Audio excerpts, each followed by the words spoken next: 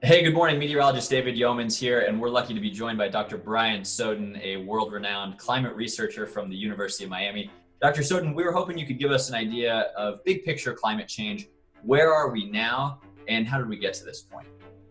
Well, the climate's warmed by about 2 degrees over the past century, and that may not seem like much, but that comes with a lot of consequences. So that associated with that warming, we've seen sea level rise by almost a foot now over the last century.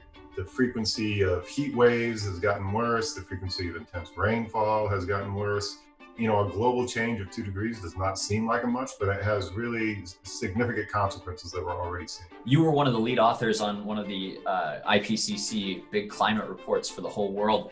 What did you find as far as if we continue on business as usual with emissions as a world, what does the world look like here in the not so distant future?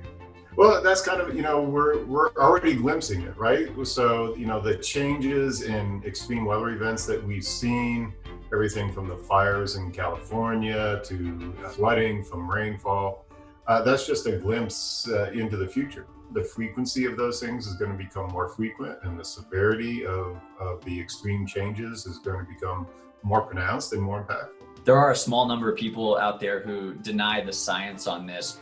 If one of those is watching today, what's your message to them? The first thing is there's overwhelming consensus within the scientific community about the reality of global warming and the causes of global warming and the consequences of it. So there's no debate. If you go to a scientific conference, there's no debate about that.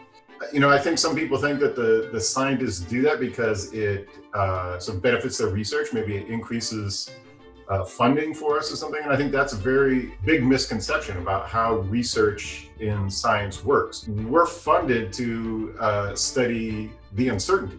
And the more confident we are in the causes of climate change or the consequences of climate change, the less incentive there is to continue our funding.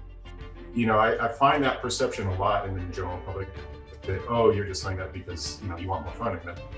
It's the opposite, we're actually undermining our ability to get more funding.